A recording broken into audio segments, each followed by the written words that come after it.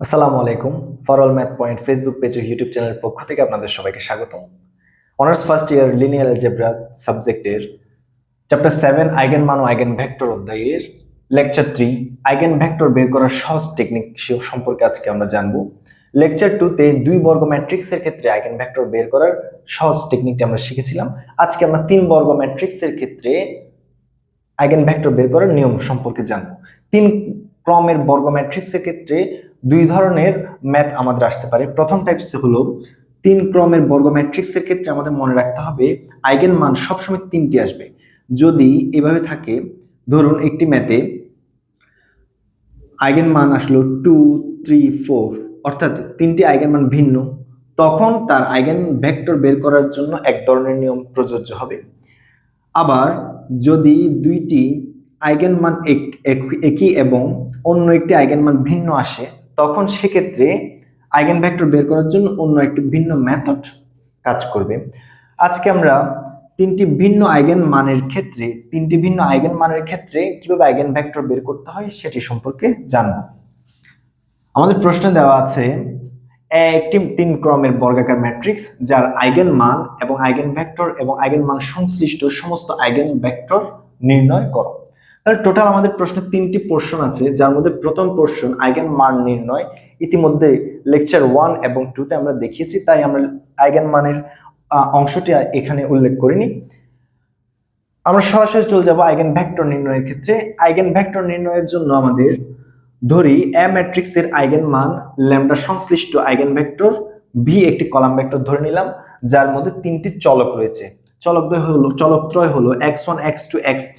এখানে তিনটি চলক নেওয়ার পেছনে রিজন হচ্ছে তিন ক্রমের বর্গাকার ম্যাট্রিক্স। যদি তিন ক্রমের বর্গাকার ম্যাট্রিক্স হয় সেক্ষেত্রে আমরা তিনটি চলক নিব, যদি দুই ক্রমের বর্গাকার ম্যাট্রিক্স হয় সেক্ষেত্রে আমরা দুইটি চলক নিব। যেহেতু আমাদের প্রদত্ত প্রশ্ন তিন ক্রমের বর্গাকার ম্যাট্রিক্স, তাই আমরা তিনটি চলক নিলাম x1, x2, x3। এখন প্রথম অংশে যে অংশটা আমি করে দেখাইনি সেটা আপনারা অবশ্যই বাসায় করবেন। সেখান থেকে আমরা আইগেন মান সমূহ লিখে নিলাম। আইগেন মান সমূহ হবে ল্যামডা 1 = 1, ল্যামডা 2 = 2, ল্যামডা 3 = 3। এবার আমরা সংজ্ঞা অনুসারে জানি lambda i minus A into lambda i minus A into V vector is equal to 0 matrix. এবার lambda i minus A into V vector is equal to 0 matrix, এই সংজ্ঞা অনুসারে এই অংশটির প্রমাণ আপনারা লেকচার 1 এ পাবেন। ল্যামডা i মাইনাস এ কে, ল্যামডা i মাইনাস এ হলো ক্যারেক্টারিস্টিক ম্যাট্রিক্স বা স্বভাবী ম্যাট্রিক্স। আইগেন মান বের করার ক্ষেত্রে প্রথমে আমাদের স্বভাবী ম্যাট্রিক্সটি বের করতে হয়। ওই জায়গা থেকে আমরা মানটি এখানে লিখলাম, বি কলাম ম্যাট্রিক্স লিখে দিলাম, 0 শূন্য ম্যাট্রিক্স কলাম ম্যাট্রিক্স লিখলাম। এবার আমাদের প্রদত্ত আইগেন মান ল্যামডা 1, ল্যামডা 2, ল্যামডা 3 এই মানগুলো আমরা 1 নং সমীকরণে ইনপুট করব। প্রথমে আমরা ল্যামডা 1 আইগেন মানের ক্ষেত্রে নিয়ে পাই 1 নং সমীকরণে ল্যামডা ইজ ইকুয়াল টু 1 বসিয়ে পাই, ল্যামডা 1 ইজ ইকুয়াল টু 1 বসিয়ে পাই।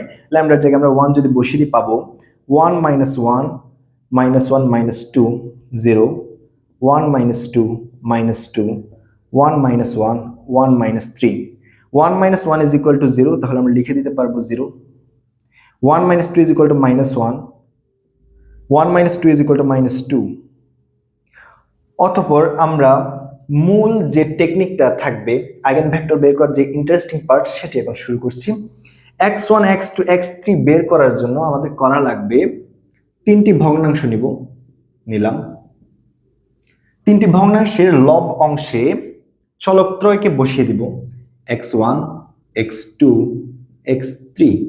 এবার চলকের চিহ্ন ব্যবহার করতে হবে আমাদের প্লাস মাইনাস এই পর্যায়ক্রমে, অর্থাৎ প্রথম চলকের সামনের অংশ হবে প্লাস, পরবর্তী প্লাস মাইনাস পর্যায়ক্রমে আসতে থাকবে। তাহলে প্লাস মাইনাস প্লাস আর দেওয়ার দরকার নেই পরবর্তীগুলো। এবার ভগ্নাংশ ত্রয়ের হরের মানে কি বসবে তা করার জন্য আমরা প্রদত্ত ম্যাট্রিক্সের এই ম্যাট্রিক্স অংশের প্রথম সারিকে যথাক্রমে x1, x2 এবং x3 হিসেবে ধরে নিব। x1, x2, x3 হিসেবে 0, -1, -2 কে ধরে নিলাম। এই x1 এর অনুরাশি, x1 এর যদি আমরা অনুরাশি বের করি, অনুরাশি মানে কি, x1 হিসেবে 0 ধরলাম। এই 0 এর অনুরাশি যখন বলবো আমরা, তখন 0 বরাবর সারি এবং কলাম অংশটি বাদ যাবে। যদি বাদ যায় তখন কি থাকবে -1 -1 -2 -2। এই অংশটির নির্ণায়ককে বলা হবে অনুরাশি। তাহলে আমরা লিখলাম -1 -1 -2 -2। এর পরবর্তীতে -x2 এর নিচে হরের অংশে কি বসবে, আমরা এখানে x2 হিসেবে ধরে নিয়েছিলাম -1 কে, তাহলে -1 এর অনুরাশি হবে -1 বরাবর সারি এবং কলাম বাদ দিলাম, বাদ কি থাকলো 0 1 -2 -2। এদের নির্ণায়ক অংশ 0 1 -2 -2, এদের নির্ণায়ক অংশ হবে x2 এর হরে। এবার x3 এর হরের অংশ কি বসবে, x3 হিসেবে যাকে ধরে নিয়েছিলাম তার বরাবর সারি এবং কলামকে যদি আমরা বাদ দেই তখন তার অনুরাশিটি পেয়ে যাবো কত 0 1 -1 -1 0 1 -1 -1। আপাতত আমাদের কাজ শেষ। এবার x1 is equal to এদের নির্ণয় করব -1 into -2 মাইনাসে মাইনাসে প্লাস is equal to 2, সূত্রের মাইনাস বসবে। এবার -1 into -2 মাইনাসে মাইনাসে প্লাস হবে 2 is equal to -x2 বসালাম।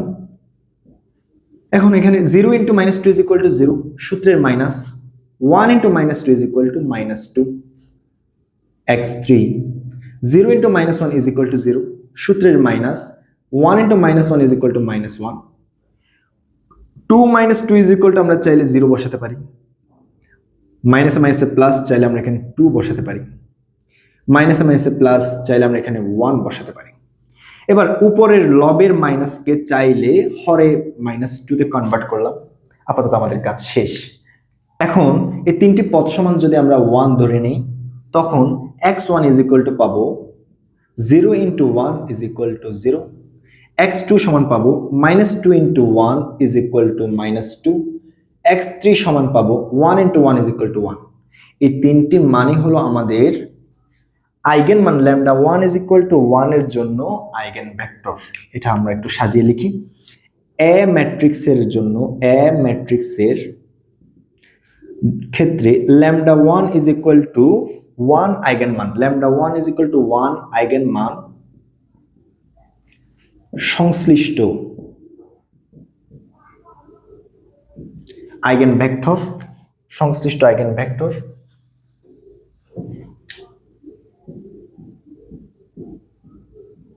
Eigen vector v1 is equal to x1 হিসেবে পেয়েছিলাম 0, x2 হিসেবে -2, x3 হিসেবে 1। আমরা λ1 is equal to 1 আইগেন মান সংশ্লিষ্ট আইগেন ভেক্টরটি পেয়ে গেলাম। এখন যদি আমাদের প্রশ্নে বলা হয় আইগেন মান সংশ্লিষ্ট সমস্ত আইগেন ভেক্টর বের করো, যদি সমস্ত আইগেন ভেক্টর বের করতে বলে সেক্ষেত্রে আমাদের আইগেন ভেক্টরের সাথে একটি ধ্রুবক অংশ গুণ করা লাগবে। আমরা লিখতে পারবো এবং সমস্ত আইগেন ভেক্টর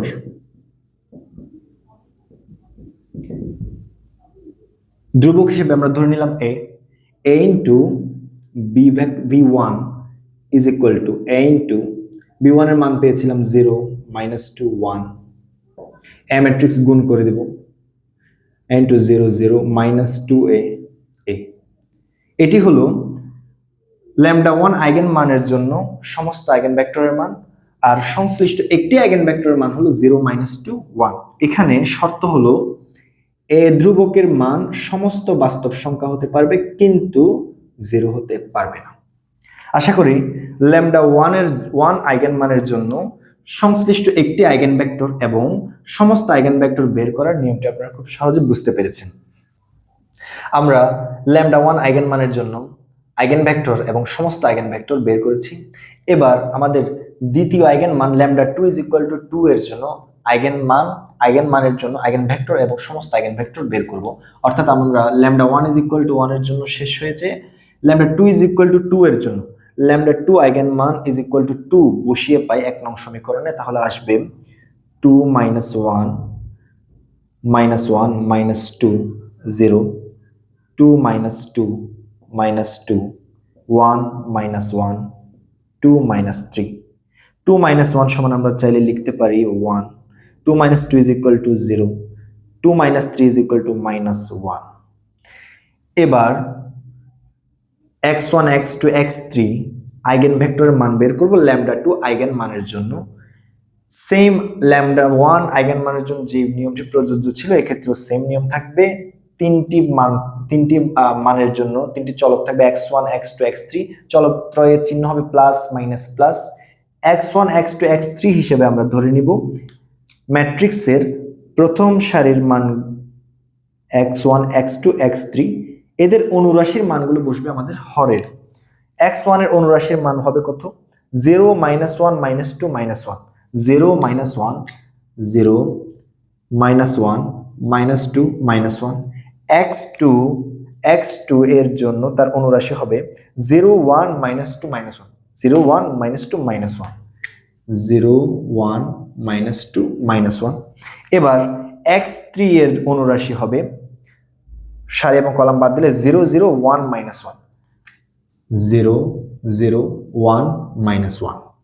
এবার তাদের নির্ণায়কের মান বের করলে 0 × -1 = 0, সূত্রের মাইনাস, -1 × -2 = 2, x2 0 × -1 = 0, সূত্রের মাইনাস, 1 × -2 = -2, x3 এর মান 0 × -1 = 0, 1 × 0 = 0, 0 × -2 = -2, মাইনাসে মাইনাসে প্লাস, তাহলে আমরা লিখতে পারবো +2, উপরের মাইনাস যদি নিচে চলে আসে হয়ে যাবে মাইনাস, 0 - 0 = 0। এখন -2 -2, আমরা যদি তিনটি পদকে -2 দ্বারা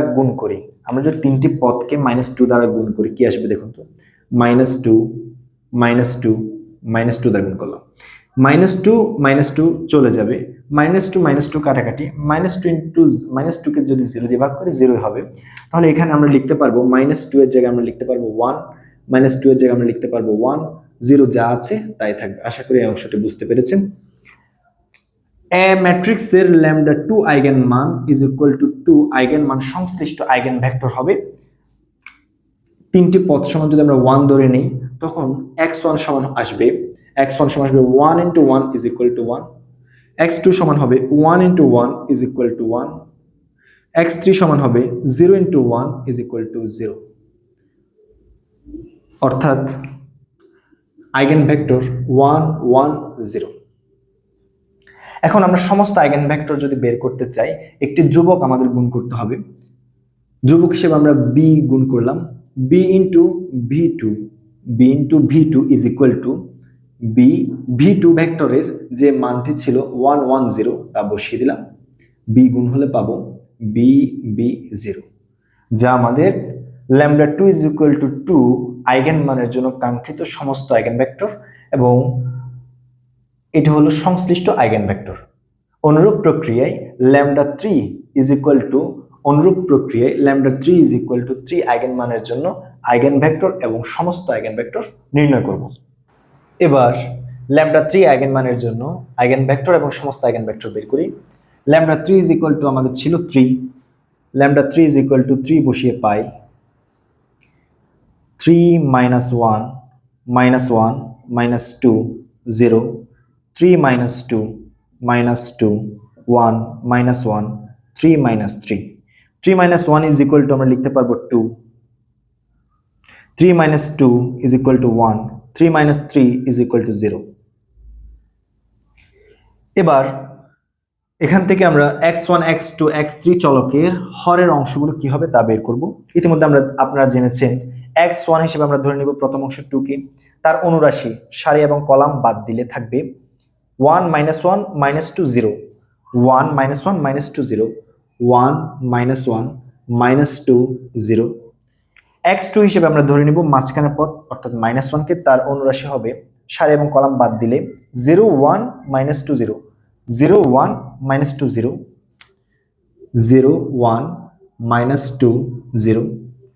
x3 হিসেবে আমরা ধরে নিয়েছিলাম -2 কে, তার অনুরাশি হবে সারি এবং কলাম বাদ দিলে 0 1 1 -1, 0 1 1 -1, 0 1 1 -1। এদের নির্ণায়কের মান বের করলে পাবো 1 × 0 = 0 মাইনাস, সূত্রের মাইনাস, -1 × -2 = 2, 0 × 0 = 0 মাইনাস, 1 × -2 -2, 0 × -1 0, সূত্রের minus, 1 into 1 is equal to 1। এবার 0 into minus 2 সমান লিখতে পারবো -2। 0 into মাইনাসে মাইনাসে প্লাস 2 হয়ে যাবে +2।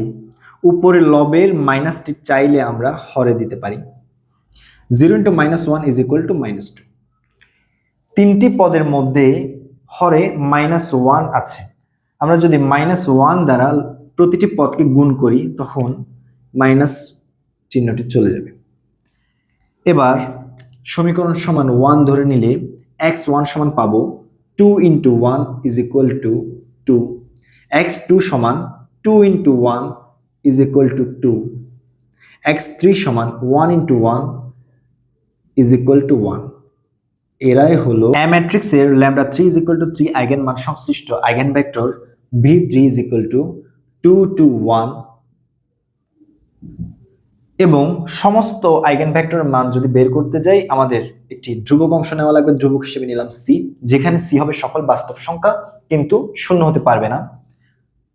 v3 is equal to c into v3 সমান ছিল 2 to 1, c গুণ করার পর থাকবে 2c 2c c। অতএব প্রদত্ত ম্যাট্রিক্সের জন্য λ1 λ2 λ3 আইগেন মানের জন্য আমরা আইগেন ভেক্টর এবং সমস্ত আইগেন ভেক্টর বের করে দেখালাম। আশা করি সবার কাছে ম্যাথটি ক্লিয়ার।